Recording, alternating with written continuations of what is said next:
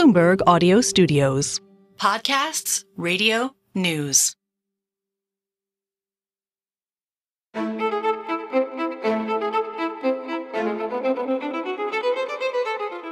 think we will have greater divisions than today between America and anyone who depends on America for their security, and let's call it China and potentially Russia. What I think is interesting is where will the rest of the world be in this divide?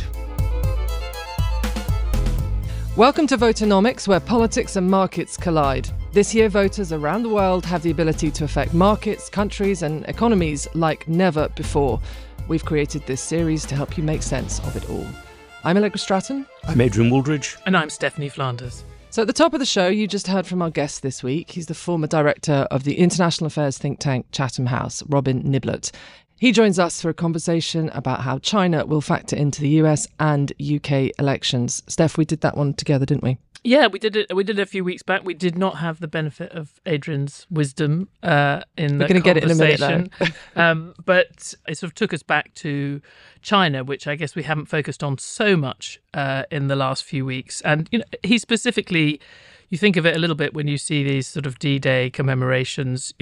He talks about the challenge for Europe of rethinking their geopolitical positioning in the world, and whether or not governments are sort of stepping up sufficiently to that challenge, and actually contrast it with Asia, where he feels they've always been much more engaged in the regional rivalry and the threat it poses. Also on the show today, we're going to talk about India once again. On Monday, exit polls suggested Prime Minister Narendra Modi. We're going to try it again. We should now note, we should have known. We have all covered politics enough to know that you should never talk about an election before the actual result is in. Well, I mean, and in our defence, we did talk about it was just the exit polls, and Rushi Bhatia, who was our correspondent on the ground, was mentioning that in some past elections the exit polls had not been very effective, but actually the last couple they had worked. And I think it's a very interesting question why Modi's BJP party underperformed so dramatically. OK, well, we'll cross back over to New Delhi later in the show when I'm going to speak to one of our reporters, Swati Gupta, on how India voted and how those coalition talks are shaking out. But first of all, shall we, guys, dip into the election that is happening all around us? It feels like a very busy week. It has been. And Adrian, I've been watching some of your tweets and writing this week, and just you think things are just going to get worse for the Conservative Party. Absolutely. I thought up till now that this was quite a boring election, a Labour victory, a Tory defeat, and, a change of government. Everything was going predictably. But then Nigel Farage came in, and that raises the possibility that we'll get a Labour super victory and a Tory super defeat, and a real transformation in the nature of the right in this country, the Trumpification of the right in this country. That Farage really is a Trumpist figure. Both in style and in his beliefs. He's very close to Trump. He's very involved with Trump world. And if he wins the seat, Clacton, which he's standing for, and if the Reform Party is significantly responsible for splitting the right vote, he will be a major player in British politics and may well force the Tory party to move to the right. So I guess the argument or the pushback on the longer term scenario would be, if they hadn't entered the race, you would have felt there was a strong-ish possibility that Farage could become the leader of the Conservative Party after the election. Still could. And it would be the true Trumpification, because you would have what has often been the most sort of corrosive thing of having an established party taken over by a populist rather than an outside force that's going to find it harder to break through electorally. You could argue that to have him double down on reform was long-term less sort of, if you like, dangerous for the nation. I think putting him in Parliament gives him even more of a platform than he's already got. He is as well positioned as he could be to Trumpify the Conservative Party. Now, we may see in the next few days and weeks a lot of money going to Farage. We may see the Reform Party excelling the Conservative Party in terms of its polling. We may see some very high-profile defections from the Conservative Party. So this is the greatest nightmare you could possibly have for the Conservatives. Now, this is an ancient party. It's got deep roots. It's got a fantastic brand name. So perhaps I'm bigging up this. We usually spend our time talking about how it's the most successful political party in the history of political parties. Absolutely, but it's been the most successful party partly because it's been willing to absorb other parties. It is called the Conservative and Unionist Party, and it's changed a lot over time. And perhaps we could see the Conservative and Reform Party. It was interesting to look at the events of the week because, as you say, Tuesday of the week that we're recording in, it feels like a couple of months ago, doesn't it? Yeah. Tuesday, he announces in the morning, I'm going to make this emergency announcement. The world of Westminster didn't. There was a number of options. In the end, he announces he's going to take over Reform, but he's also going to run. And that was the sort of more extreme end of what people were predicting. So, and all of the events have played out as you suggest. Around, Reform is showing it's nudging up in the polls and is only 2 points behind the Tories. But then, interestingly, when you then on Tuesday night get that debate and it focuses so much on tax, and then the next day Farage is not really in the conversation when he's talking about immigration, which is what they want to talk about. They talk about it being the immigration election. He is, enormously effective, and he sort of dominates the agenda. But I am not sure that when the agenda moves on to other items, which the Labour and Conservative Party are making it do, because they want to talk about the economy and they want to talk about tax from their different perspectives, he has so much to say. And to your point about taking over the Conservative Party, all of those prospects and his ambition in that regard are not hidden, right? He talks about it, but to do that you have to have a slate of policies. Sure, it makes it more difficult for the two main parties to dominate the political agenda because both the Tory party and Labour Party, for their own different reasons, have a reason not to talk too much about immigration and the boats. Now, of course, Farage has exactly the opposite set of incentives, so it makes it more difficult to fight on the old electoral battleground. You have these populist things which people are intensely worried about, particularly Conservative voters, which the Conservative Party didn't want to talk about. Now they can't get away from. I also think in terms of the debate about the timing of the election, this, a lot of Conservatives are very unhappy that Rishi Sunak called an election in the summer rather than in the autumn. And that is only accentuated now by Farage's arrival, because in November he would have been off in the United States doing his thing over there and acting as a lip spittle to Donald Trump. He's now, using his summer, doing what he likes to do. Do you think he's running because he thinks he's going to win this? Remember, he has run 7 times before. The sitting MP has I'm not saying 26,000 majority. I'm not saying, but it's not. It wasn't the easiest one to pick. Yeah, it's a 26,000 majority, but it is pure UKIP Farage territories. White working class, exiles, as it were, people who feel annoyed by multiculturalism, people who are very sensitive to the boats, people who are sort of down at heel. And he's lots a of superstar. Drugs, county lines, crime problems. Lots of drugs and county line. He's a superstar, and he really has galvanised this sort of thing. And if he does win, he's in a really good position to take over what is already a hollowed-out party, the Conservative Party, but will be even more hollowed out after the election. Can we just spend 2 minutes to think about the Labour Party's perspective on this? Because if you imagine, if Labour Party was as single-minded as the Conservative Party often has been on party and maintaining its power, and not necessarily always so focused on the nation and the good of the nation. If you're in that mindset and you're Labour, of course the temptation would be to say, this is us in power for the next 10 years, because you've got the Conservatives tearing themselves apart and going slightly crazy in just the way that we did with Jeremy Corbyn. I guess the alternative is to say, actually, this takes all of our politics in a really dangerous direction. And we've already learnt from the Brexit debate that can become very toxic and make governing very difficult. So this is not necessarily something we should welcome. They haven't got a choice, though, have they? It channels the opposition into foolish politics. From a political management point of view, from a Keir Starmer point of view, purely in the short term, it's great news. From the point of view of the health of our democracy, it's a really bad news, because healthy democracies, particularly when you have a large, very centralised system like ours, demand a healthy, responsible opposition that can keep you into account. But if I was sitting in Downing Street, I wouldn't say what I really want is a healthy, vigorous opposition. I want a crazy opposition that's tearing itself apart. I mean, we're getting very ahead of ourselves, but I just wonder whether we be careful what you wish for if you're the Labour Party, because if you look at there is they will be across this. They will. This is because. But remember, we had actually the last few years we've all commented on it, that actually politics have become more normal again, and if this takes us more in that direction, yes, the Labour Party may have a clear reign, may even win the next election after this one, but you could ultimately be quite in a very unpleasant. But are you right about the overall normalisation? I don't think people think that's of politics, because we're just about to have European elections next week. No, I was just talking about the UK. We had these two boring people who are very mainstream. We've been saying we've normalised British politics. Nowhere else. Nowhere else is it normal. We want exciting people. Yes, be careful what you wish for, indeed.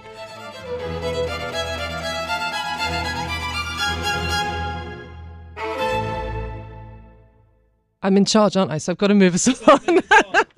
But I think we've done a podcast right there. Anyway, so we are going to go now away from Nigel Farage and the UK election to our on-the-ground voice for the week. It's Bloomberg's reporter Swati Gupta. Swati, hi. Hi. Thank you for having me. Swati, so did you see this result coming? To some extent, yes. The reporting that we had done on the ground over the past 6 months, I would say, and the people that we had been speaking to, me and a few colleagues in the office, it made us feel that unemployment and inflation would be major issues. Somehow they were not getting addressed when the campaigning began. And then the signs kind of solidified as soon as the voting process began, which is over a period of 6 weeks. We spoke to party officials who started confirming a little bit that things may not be going that well for the BJP. It is really hard to estimate that in an electorate which is this large, and with a prime minister who is so incredibly popular here. So Swati, is it right to say that broadly this is a rejection of Voternomics, which essentially was an economic agenda that largely benefited billionaires and to a lesser extent the middle classes? I wouldn't say it's a rejection. Indians have overwhelmingly still voted for Prime Minister Modi and his allies. I think it is sort of, in a way, a check that the voters have delivered, that, everything else is fine. We are heading to the moon, or we are going to become a developed country by 2047. But don't forget that it is the poor people who elect leaders in this country. I think it's a reminder from the voters that you cannot forget the people at the lowest level and just forge ahead. What will it mean for his agenda in the next parliament then, once his coalition has been formed? What do you think he actually does, to your very eloquent phrase, to not forget the less well off? Yeah, I mean, in the parliament, it is right now very difficult to estimate. A lot of the things that they had scheduled for the first 100 days, and Mr. Modi had been very clear that, we have it all planned out. That's now all gone up in the air, because when you are running a coalition government in India, what you want no longer is a priority. You have to, take everybody in the government along with you. And Mr. Modi is not used to working in a coalition. He never has. He's always ruled with absolute majority. So it would be interesting to see which of his reforms that will be sidelined. He was very keen to do labor reforms in India, but that pretty much, as an analyst told me a few days ago, that'll be in cold storage. Well, one thing's for sure, Swati, you're going to be really, really busy. Thank you very much for taking time to come and speak to us here on Voternomics, and we'll speak to you again. Thank you.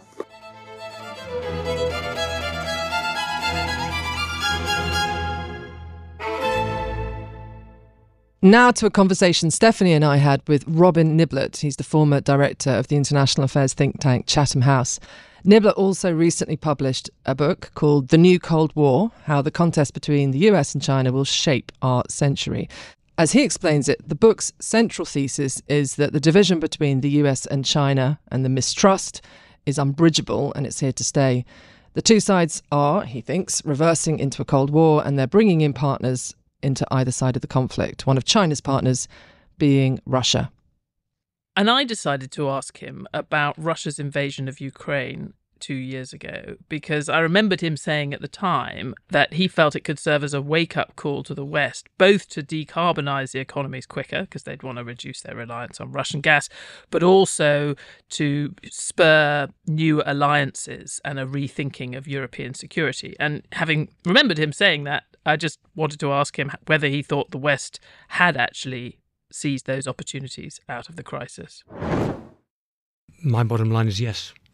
Now, obviously, in democracies, turning a wake-up call into action is difficult, and it requires explicit language and narrative, and I think it's been especially difficult for Europeans to adapt, because the whole notion of European integration was built as a peace project, not as a war project. I think it's been easier in some ways for Australia, Japan, South Korea to get with the program more quickly, because that sense of insecurity has been so much more present, and they've got US troops still deployed there and exercises carried out in much more explicit ways. But has it been a wake-up call, and have people acted? Absolutely. I guess the pushback on that would be there has been great rhetoric, but in terms of actual sacrifices being made in order to do more on defence, politicians, governments have been quite unwilling to actually spend a lot more. I mean, climate was the other thing that looked like there was an opportunity. But actually, if anything, there's been quite a lot of backsliding. So I guess what you could say, when it comes down to it, actually politicians aren't willing to let people pay a price for this kind of change. Yes, there's a kind of transition phase which has to take place within a democracy. But it strikes me that where the German government, let's say in particular, on its climate change transition is taking place, is that it has dropped adaptations that would have an immediate short-term impact on consumers. Heat pump requirements, for example. At the energy production level, the transition is fully underway. They're trying to give something to their publics with one hand, but if you look at the reduction of gas importation and the adaptation of that away from Russia, that's carrying a real cost. It's much more expensive to bring it in from the US. It's more expensive to bring it in from Qatar, but the long-term contracts have been signed by the German government on Qatar gas, for example. Again, the great announcement of 100 billion euros will be put more into German defence. Look, the problem is that they're so far behind the curve in Germany in being ready. The 100 billion has literally been soaked up like water put into a garden that's parched. It's just disappeared. And you see no added value. But that's because Germany was so unprepared. But Germany is hitting 2% of its GDP this year. That is a remarkable figure. Where we've come from in Europe and where we've got to in a democratic context, I think is impressive.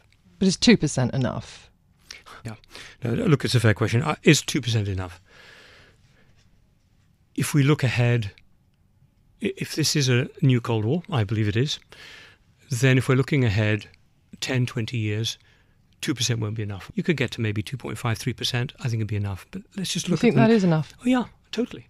Without the US, European GDP is 10 times Russia's. America could pull out, you should say, and theoretically, we should have the capacity to be able to take Russia on Ukraine. So this is not just about the amounts, it's about how the money is spent. So as people have always said, the problem with Europe is the defense part has been a kind of free rider, Potemkin kind of thing on top of the European project. And now people are realizing that you're perhaps going to have to start, for example, borrowing money to spend on defense.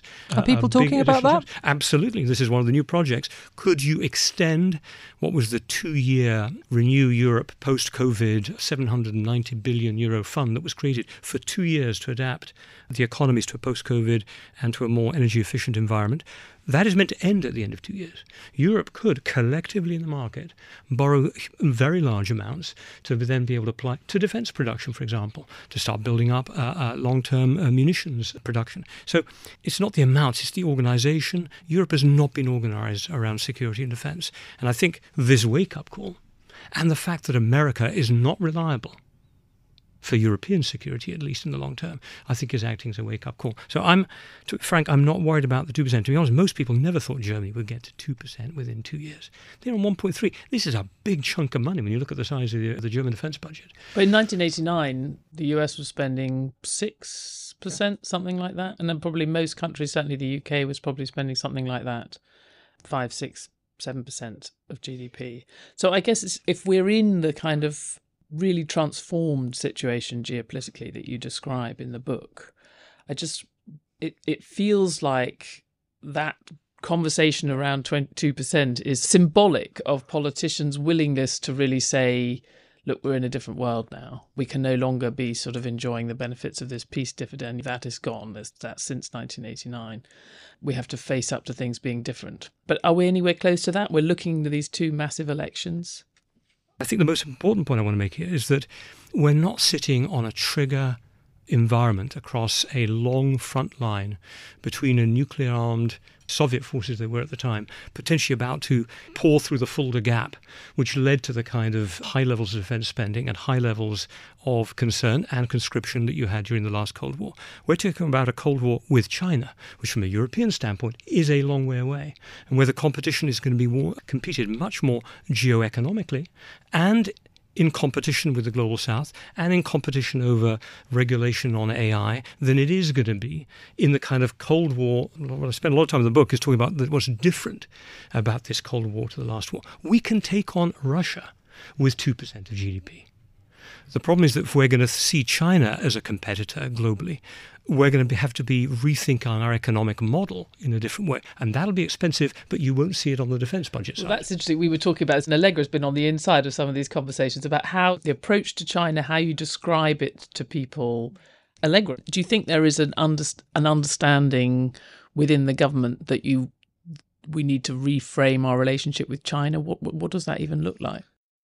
Well, the new language they're now using is that they want to not decouple, but they want to de-risk. So to explain their framing, it's let's get with the program. We have these huge economic dependencies on China. There's going to be a price impact if we pull out, or it's not feasible to pull out too aggressively. But equally, there's all these industries where it's highly sensitive. Every time they try to stake out that new position, they get pushed and pushed by new allegations of China's interference in the UK. So I think we probably haven't seen a settled position on this from the government, but I'd love to know what you think.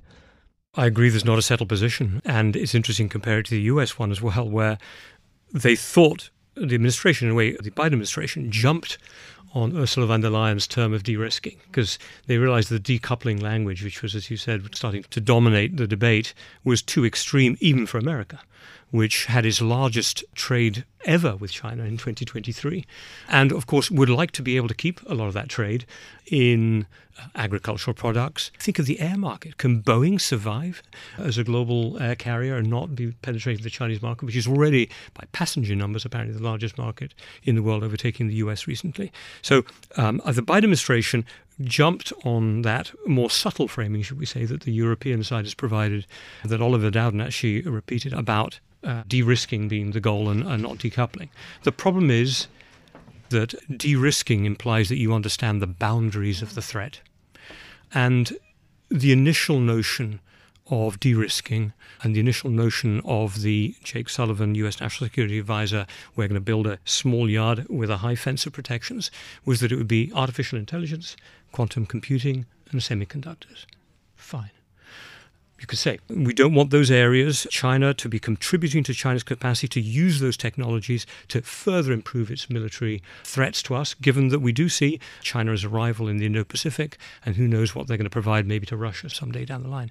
The problem is that we've already discovered that even in the technological military space, cloud computing could be an alternative to having to use lots of very high-end semiconductors and chips from America. Why not just lob into cloud computing and use it that way and then be able to draw the models and imaging? You've had biotechnology. Now people are worried that biotech could be used in a military sense and for military purposes. So suddenly it's already expanded. And in the UK, example, EVs are interesting, aren't they? Because in the high fence, they wouldn't necessarily be in the yard, would they? Exactly. They might be with regarding to America, but in the UK, a lot of people think we need cheap EVs in order to make some of those EV targets possible. Yep. But then there's all these concerns about the tech that could be in the cars if they were imported, whether or not that's scaremongering or not. Joe Biden has warned that Chinese cars and the tech could be a national security threat as they're driving around, they're picking up information. But the Chinese already did that. The Chinese don't allow Tesla cars to drive near government areas in China today. So as I said, the Chinese were always one step ahead on this. The slightly more kind of economic bent is just that it's not a stable equilibrium. Even just the idea of we were going to draw lines between things that are important to our national security and economic areas where we can continue to be entangled. The logic of everything you've described, as long as you have two distinct blocks, or at least superpowers, with fundamentally different values, a fundamentally different approach to governing, one authoritarian, one more open, it's not a stable situation to have the degree of economic entanglement that we have now. And once you accept that you're going to decouple in some areas, that the decoupling will have its own momentum, or is just not, or means nothing. I just wonder whether you think, if you were writing this book in 20 or 30 years' time, that we will be in a much more divided global economy, that we will have much more lines between the two sides. I think we will have deep divisions and greater divisions than today between America and its allies are both Pacific and Atlantic, European and Pacific, anyone who depends on America for their security. And let's call it China and potentially Russia, which in particular they are joined at the hip at the moment for all the reasons we know. What I think is interesting is where will the rest of the world be in this divide? I talk about the countries in the global south, a term we all use now, having much more agency in this new Cold War and more capacity to triangulate between the two sides, play one off the other, which they've done. Certainly a country like India has done effectively. You could argue some of the Southeast Asians like Indonesia are doing it quite effectively. Saudi so far has done it quite effectively, though I worried a little the Middle East may force it a little bit back into the American camp. But the interesting thing is, will a country like Indonesia be forced to choose between the two technologies or not? I think not. Will countries in Latin America be forced to choose between the two? I think not, because they do not rely on America for their security, and China in a way is not a direct threat to them. So the question is then, are they able to pick and choose between different options, should we call them, literally, Chinese EVs and Chinese technology, mixed up maybe with some European or American technology, and say we will take both and force the two to compete? That's the kind of almost positive side of the new Cold War, if I can call it. I try to be a little bit positive in the book, and I do talk about the fact that, in a way, the agency, the economic heft and weight of these emerging and growing markets in terms of population, in terms of resources, in terms of markets, gives them some capacity to say, we will not be dominated by the new Cold War of the Northern Hemisphere, as real as that is and as dominant as that is. Now, if we end up in war, hot war, all bets are off. And then you're forced to choose sides. And I just want to hear you on the price implication of all of this, the prices implication for UK punters, to use the crude term that Stephanie and I always used to use back when we were both on TV, having to go and do reports on these issues. Yeah. If we have that economic distancing from China, yes, what are the price implications for the voters? Anything that minimises the capacity for the efficient exchange of goods, finance and technology is going to have a price increasing impact. The question is how much, in what segments, and how important are they for day-to-day living for, let's call it, middle-class voters. And the biggest risk is probably in the energy space, because energy is an important component, whether it's through transport or through heating bills and so on, for the average voter. So the interesting question is, can we do an energy transition, which we in Europe desperately need to do, America doesn't, without Chinese inputs? Because the Chinese inputs give us speed and cheap price. So I think we're going to face some real conundrums here. I think you can probably get away in terms of central price impacts with the new Cold War. Life will be a bit more expensive, but not cataclysmically so, except on energy. And energy is the area where I think we could see a divergence as well between America and Europe in how we manage the Chinese relationship. Robin, what does President Trump II do for all of this? It does not change the fundamentals of there being a new Cold War. The danger is it could, I think it's unlikely, but it's possible that he could hot it up. But I think the biggest risk of it is what it does to the alliances that the Biden administration has been trying to build to manage this new Cold War. Personally, I think he's got 4 years. 4 years are not going to change the dynamic of America needing allies to compete against China and Russia. And although it might be a bumpy phase for 4 years with Trump, I don't think he's going to destroy the infrastructure of this competition. But yeah, I suppose my big risk for Trump, who's in his administration, how does he manage it? If we get very personal here, we go unstructural and we go down to literally personalities. Because we know from the last Trump administration, he wants to do one thing one day, he wants to do something the next. And whoever advises him last has most impact. There are people who served in the Trump administration. There are people on the hard right on the Republican Party who believe we should not be managing this new Cold War, we should be winning it. It's interesting. You ran Chatham House for all those years, for the sort of premier think tank on international affairs that I guess reflects the sort of foreign policy establishment, certainly in Europe, certainly in the UK.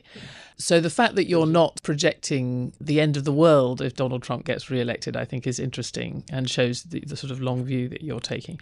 But I guess if you were judging President Trump by the results of his leadership as opposed to what he said day to day, he probably did more to increase European defence spending and commitment to NATO, certainly than President Obama had ever done.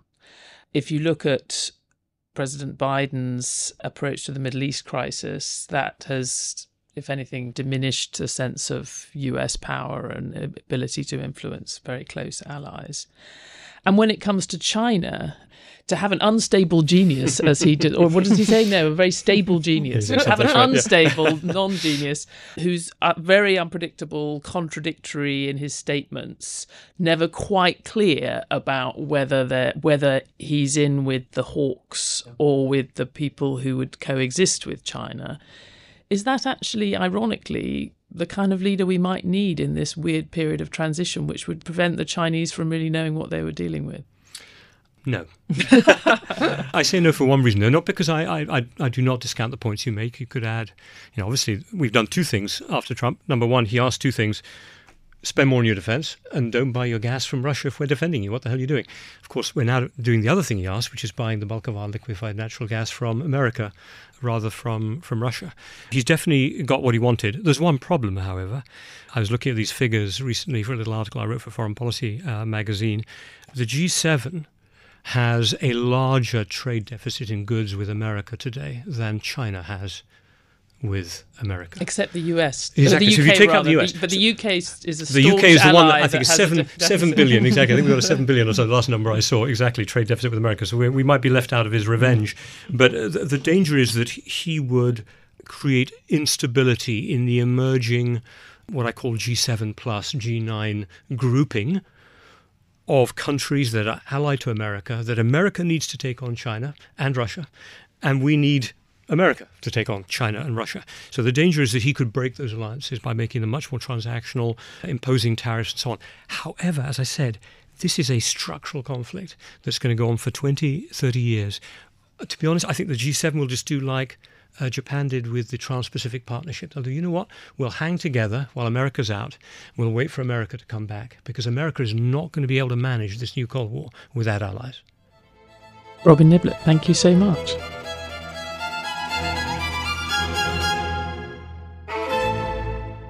Okay, two quick things that I found interesting. Firstly, he thinks that defence spending should go to about 3%, but that will be manageable. Obviously, we're at 2.5 now, but it isn't that kind of quantum 0.5% difference will be interesting. And then also he did accept that it will make things more expensive for domestic audiences having this Jake Sullivan high fence, small yard policy around, for instance, China's exporting of EVs. Which we had heard, we've had that discussion with a few other people, whether that was going to become a bigger thing. I can't help, given that we're recording this on the day of the commemorations of 80 years since the D-Day landings.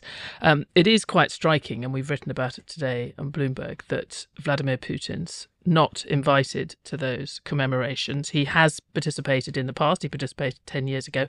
Soviet Union lost more people than anybody in the fight against Nazi Germany. And arguably, Stalingrad was as significant, Russians would say much more significant, on the Eastern Front in defeating Hitler than D-Day was.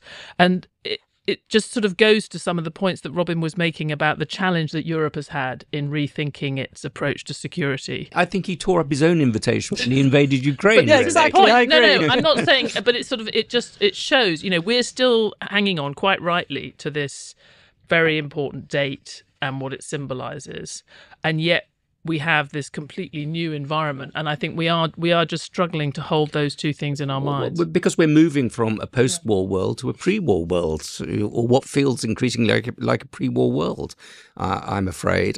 One of the things that struck me about what Niblettt was saying, and what interests me about his book, is that he's focused on China, and that he's unusual for a European to be focused on China. What you get at the moment is Europeans tend to be focused on Russia and the East, and the Americans are absolutely obsessed by China. And I think our debate in this continent is behind the US debate. We're not sufficiently thinking about China. So I think he's absolutely right to anticipate that. Are we behind, or are we in a different economic position, which is we need them more? I think America also needs them, but I don't think we have recognised the extent to which China is an aggressive military threat. Right, I think that's it for now from Voternomics. Thanks for listening to this week's Voternomics from Bloomberg. This episode was hosted by Stephanie Flanders, Adrian Wooldridge and myself, Allegra Stratton. It was produced by Summer Sadi with help from Chris Martlew and Julia Manns. Sound design by Moses Andam. Brendan Francis Newnham is our executive producer.